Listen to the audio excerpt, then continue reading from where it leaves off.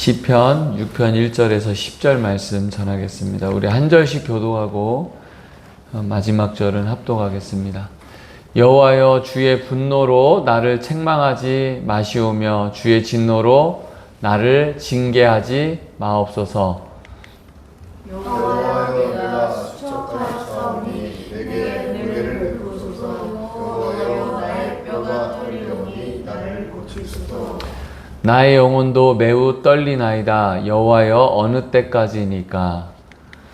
여호와여, 돌아와 나의 영혼을 얻으시며 주의 사랑으로 나를 구원하소서. 사망 중에서는 주를 기억하는 일이 없사오니 스올에서 주께 감사할 자 누구리이까? 내가 한식함으로 피곤하여 밤마다 눈물로 내 침상을 띄우며 내 노를 적시나이다. 내 눈이 근심으로 말미암아 새하며 내 모든 대적으로 말미암아 어두워졌나이다. 악을 행하는 너희는 다 나를 떠나라. 여호와께서 내 울음소리를 들으셨구나. 여호와께서 내 간구를 들으셨으며 여호와께서 내 기도를 받으시리로다. 내 모든 원수들이 부끄러움을 당하고 심히 떨미어 갑자기 부끄러워 물러가리로다. 아멘. 제 계정에만 그런지 모르겠는데 요즘 제 계정에 이렇게 추천하는 그 사이트들이 주로 좋은 관계를 유지하는 방법에 대한 책 소개가 요즘 저에게 많이 보여지더라고요.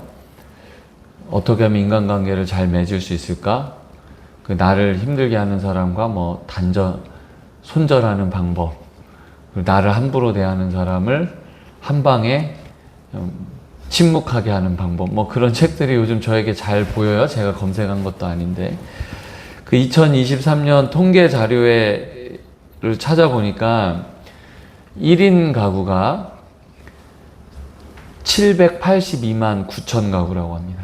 1인 가구가. 지금 800만 가까이가 1인 가구예요. 우리나라 인구의 지금 35%라고 합니다.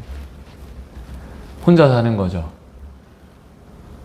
이 나라가 건강하다고 보기는 어렵지 않겠습니까? 이유야 여러 가지가 있겠지만, 제가 한 전문가가 이걸 이렇게 분석해서 결과를 내놓은 거 보니까 한국 사람들이 가장 행복해하는 시간이 모든 일 다 끝내놓고 집에서 혼자 있는 시간이래요. 지금 현재.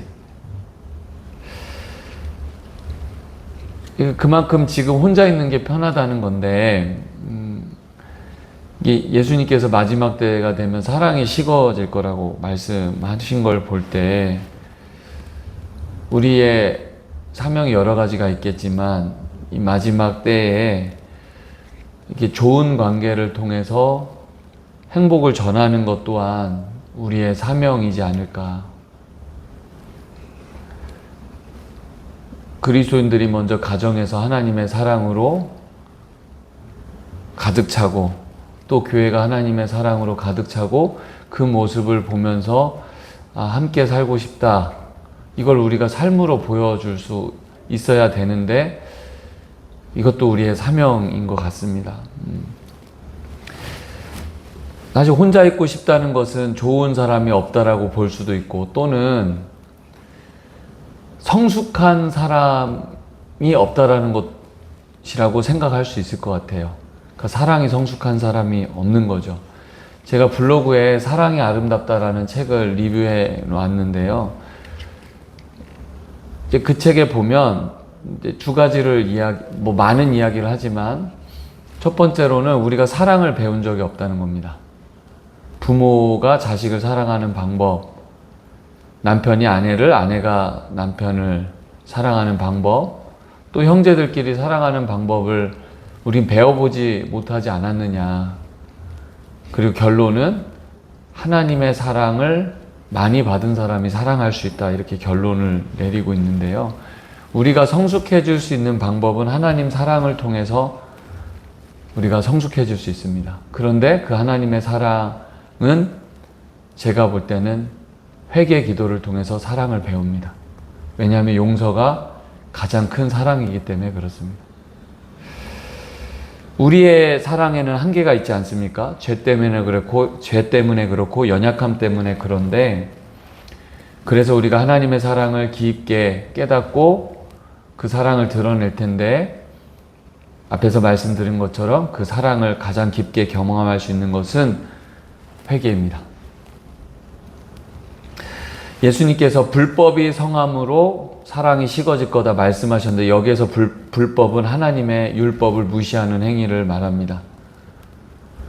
그래서 우리 그리스도인들은 이 현상을 영적으로 진단할 때, 이렇게 사랑이 식어지는 것은 결국 하나님의 율법, 하나님의 말씀대로 살지 않기 때문에 우리가 진단을 해야 되는 것이고, 우리가 아름다운 가정, 행복한 가정, 따뜻한 교회를 만들 수 있는 방법은 하나님의 말씀대로 사는 것임을 알게 됩니다. 그래서 우리가 회개 기도가 중요합니다. 우리는 어차피 연약하고 늘 죄질 수밖에 없는데, 하나님께서 용서의 방법을 알려주셨잖아요.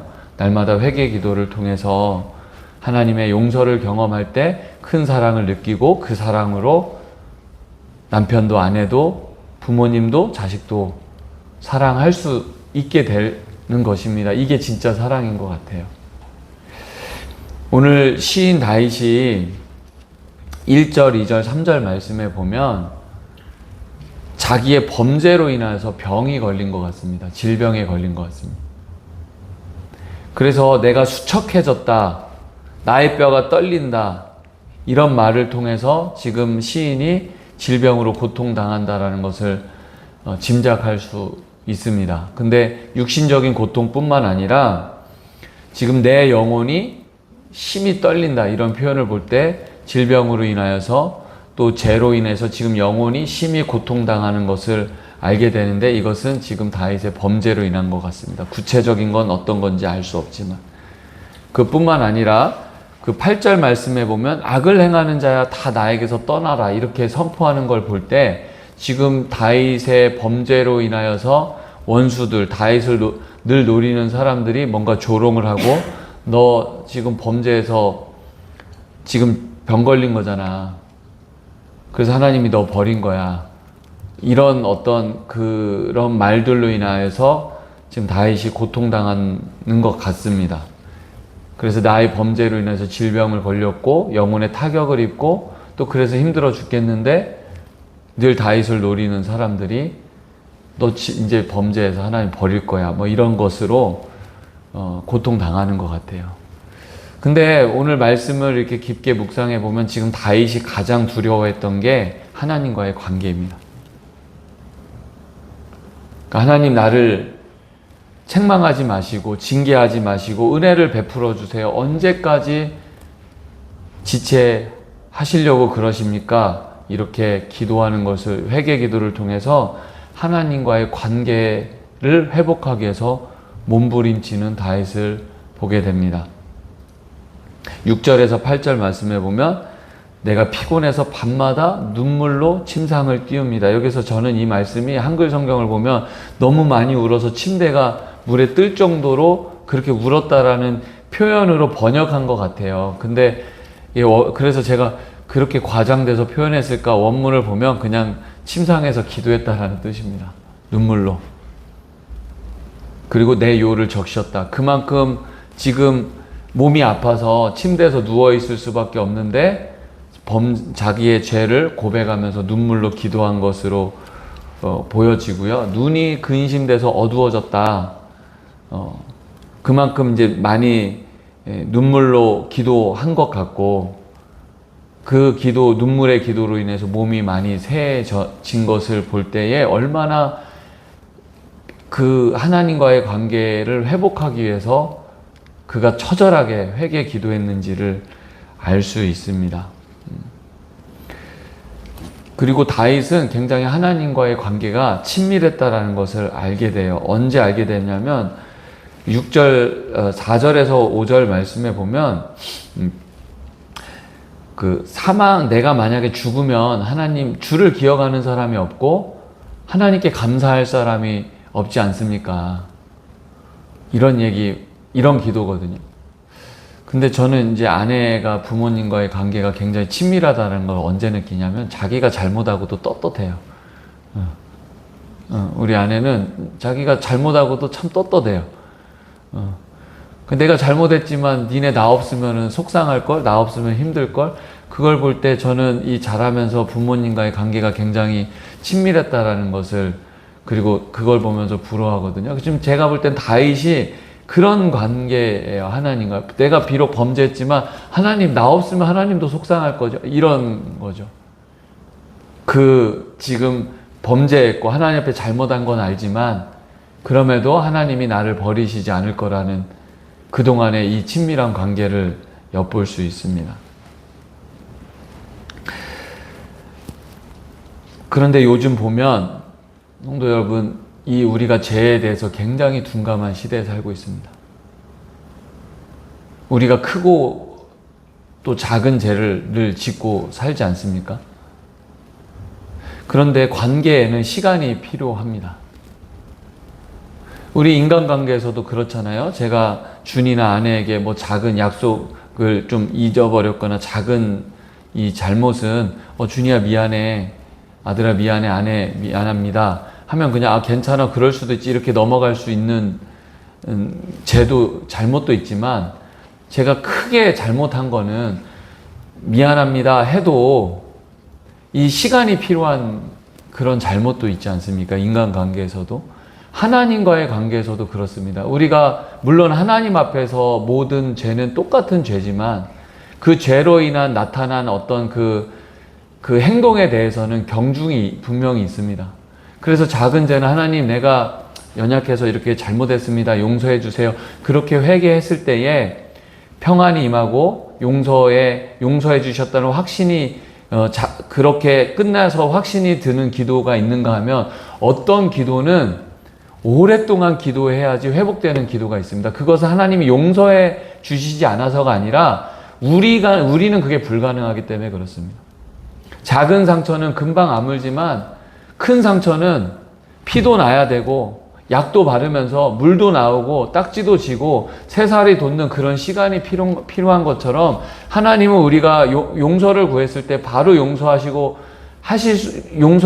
회복이라는 표현도 좀 맞지 않는 것 같지만 우리에게는 그런 시간이 필요한 거죠. 근데 오늘날 이런 거 없이 그냥 하나님은 무조건 우리를 사랑하시는 분,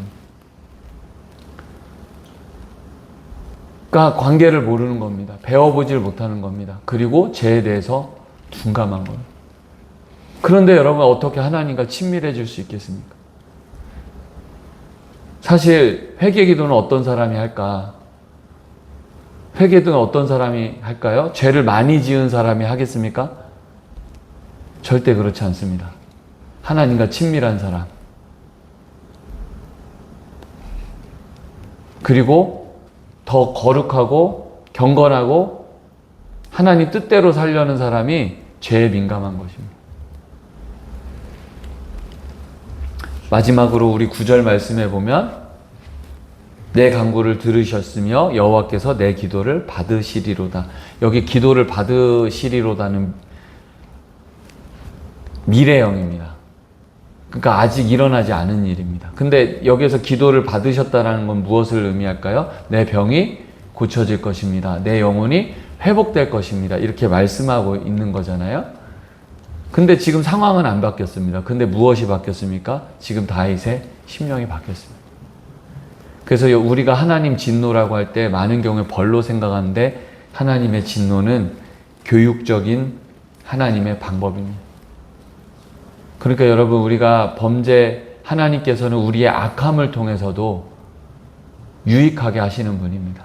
우리의 죄를 통해서도 오히려 하나님의 사랑을 알려주시는 분입니다. 우리가 늘 날마다 크고 작은 죄를 짓지 않습니까? 우리 날마다 하나님께 잘못을 구하고 용서를 구하고 하나님과 친밀한 관계 속에서 사는 성도들 되시기 바랍니다. 우리가 범죄할 수 있습니다. 하나님은 그거 아십니다. 그런데 그걸 담아두지 말고, 그냥 놔두지 말고, 날마다 이 죄에 둔감한 시대에 우리는 더욱더 죄에 민감해서 하나님께 날마다 회개하면서 그 용서를 경험하면서 가정에서, 직장에서, 또 우리와 관계 맺는 사람 속에서 하나님의 사랑이 얼마나 큰지 삶으로 드러내는, 그래서 함께 살고 싶다, 저 사람과 함께 살고 싶다, 함께 사는 것이 좋구나, 그걸 알릴 수 있는 그런 도구로 사용되어지는 우리 성도들이 되기를 바랍니다. 기도하시겠습니다. 사랑이 많으신 하나님 아버지, 우리가 살아가면서 늘 크고 작은 죄를 저지르고 삽니다. 근데 정말 중요한 것은 우리가 범죄했을 때 하나님 앞에 나갈 수 없고 하나님과의 관계가 단절될 수밖에 없는데, 이것이 너무나 큰 문제인데 얼마나 우리가 영적으로 둔감해서 하나님과의 관계를 회복하지 않고 살아갈 때가 얼마나 많이 있습니까? 성령 하나님, 이 시간에 우리의 죄를 깨닫게 하여 주시고 날마다 다윗처럼 처절한 회개를 통해서 더욱더 하나님과 친밀해지고 하나님의 사랑을 깨닫고 그 사랑을 전하며 살아갈 수 있는 성도들 되게 하옵소서. 예수님의 이름으로 감사하며 기도드립니다. 아멘. 우리 찬양하고 우리 기도 제목 나누고 자유롭게 기도하고 돌아가시겠습니다.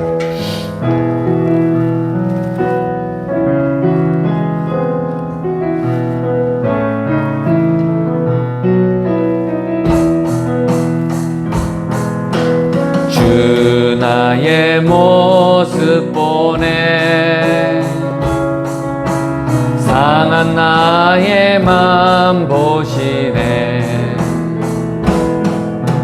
주 나의 눈물 안에 홀로 울던 맘 아시네. 주 사랑 내게 있네, 그 사랑이 날 채우네. 주네 내게 있네, 그대로 날 세우네.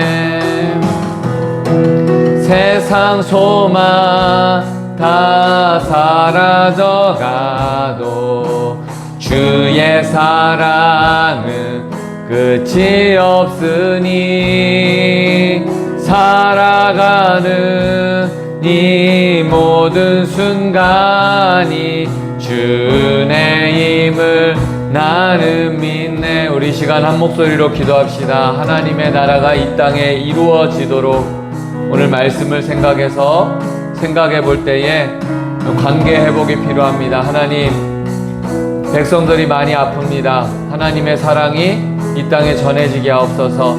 우리를 통하여 하나님 나라가 이루어지게 하옵소서. 우리 함께 기도합시다. 우리 교회를 위해서 기도해 주십시오.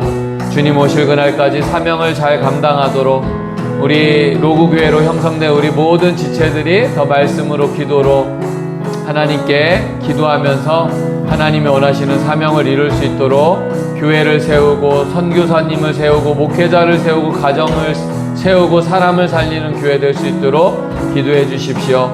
오늘 말씀을 붙들고 날마다 죄를 고백하면서 용서하시는 그 주님을 경험하며 하루를 승리할 수 있도록 우리 주여 외치고 기도 제목 가지고 기도하고 자유롭게 기도하고 돌아가시겠습니다. 주여, 사랑이 많으신 하나님 아버지 감사합니다. 오늘 하루도 새벽 예배로 월요일을 시작하게 하신 것 감사합니다. 하나님, 사람들이 많이 아픕니다. 하나님의 사랑이 이 땅에 전파되어지기 원합니다. 하나님의 통치가 이루어지기 원합니다.